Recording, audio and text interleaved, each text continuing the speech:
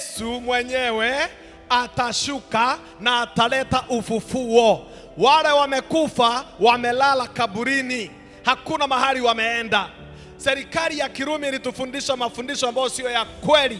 Wakatuambia ukifa unaenda paradiso, unaenda purgatorio, unaenda limbo, unaenda jehanamu. Hakuna moto wa milele saa hii. Moto utawekwa, lakini si saa hii.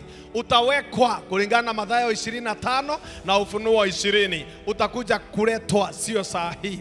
Kwa hivyo sasa hivi Yesu anasema umukubali. Wale hawajakubali Kristo, wa Efeso 2 fungu la 1 anasema wamekufa katika kiroho.